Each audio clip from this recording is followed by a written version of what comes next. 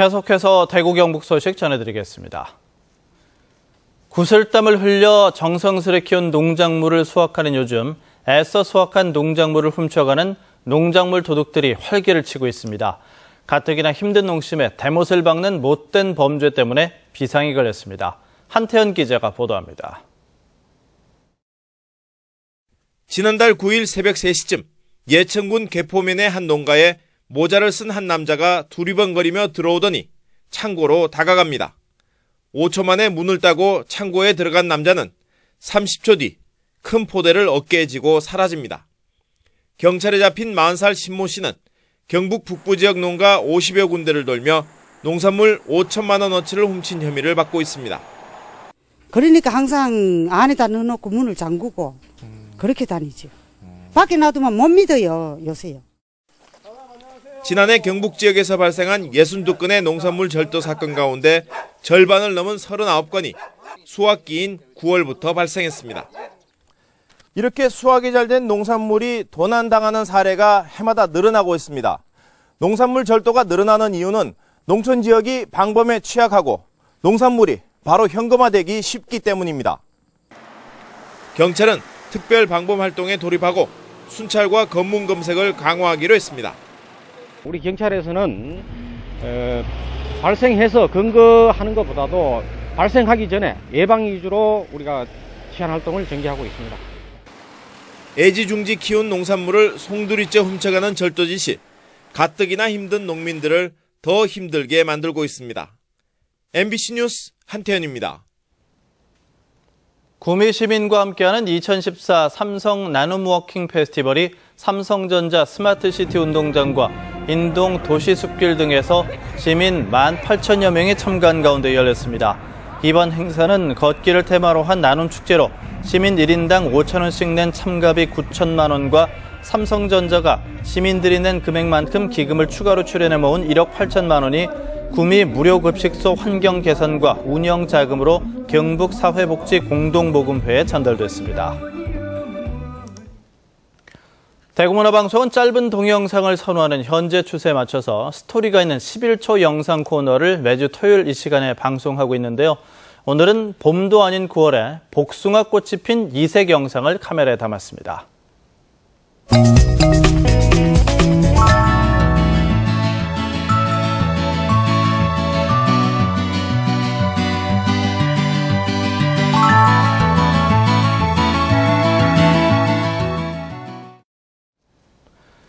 성매매 피해 여성의 탈성매매와 자립을 돕기 위한 프로그램이 가동되고 있지만 만성적인 예산 부족으로 효과를 거두지 못하고 있습니다.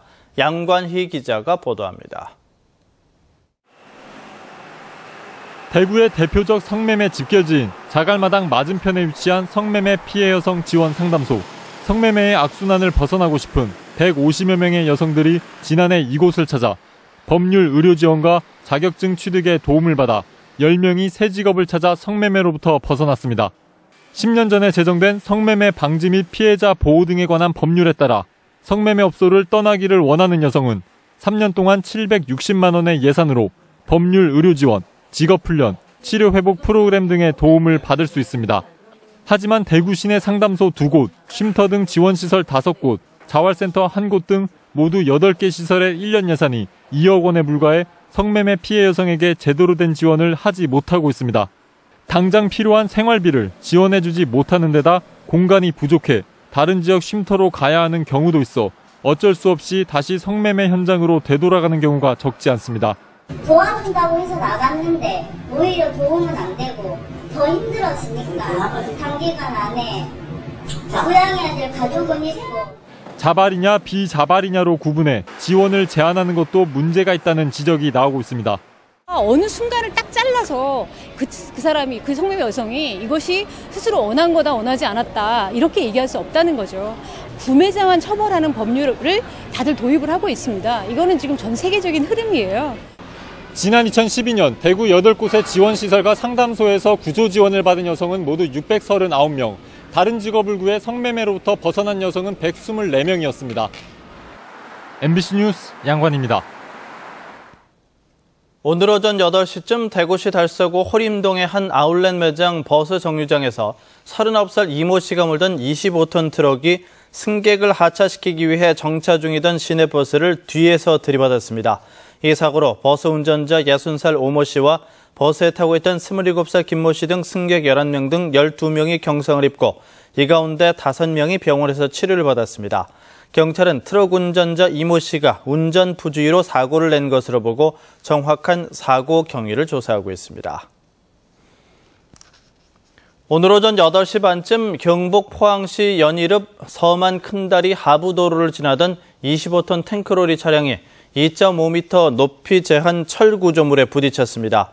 이 사고로 탱크에 실려있던 염산 3만 리터 가운데 일부가 증기 형태로 유출됐지만 주택가와 떨어진 곳이어서 다행히 2차 피해로 이어지지는 않았습니다. 소방당국은 현장 주변에 석회를 살포하면서 방제 작업을 벌였고 경찰은 운전자 과실 여부를 조사하고 있습니다. 육군 제2작전사령부 안에서 현역 중령이 숨진 채 발견된 것과 관련해 수사를 벌이고 있는 군 당국이 유전자 감식을 의뢰했습니다. 군 수사당국은 숨진 김중령 근처에서 발견된 흉기에 대한 감식 결과 지문은 발견되지 않았다면서 국방부 산하 국방과학수사연구소에 유전자 감식을 의뢰했다고 밝혔습니다. 또 오늘 오전 대구과학수사연구소에서 실시한 부검을 통해서 숨진 김중령 목 주위에 약하게 그인 흉기 자국 등 주저흔이 여러 개 발견됐다면서 타살 가능성이 낮다는 잠정 결과를 받았다고 밝혔습니다. 군 당국은 유전자 감식 결과와 부검 최종 결과가 3주 뒤 나온다며 이를 종합해 정확한 사인을 밝힐 계획입니다. 대구시의회는 주택이 밀집한 주택지역에 영화관이나 음악당 등 문화시설이 들어설 수 있도록 규제를 완화하는 내용의 대구광역시 도시계획조례 일부 개정 조례안을 원안대로 통과시켰습니다. 개정안에 따르면 아파트 등이 조성되는 제3종 일반 주거지역에 들어서는 문화시설과 집회시설의 바닥면적 제한 기준을 당초 2,000제곱미터 미만에서 3,000제곱미터 미만으로 완화시켜서 민간 투자가 활발해질 수 있는 여건을 마련했습니다. 대구 경북 소식 전해드렸습니다.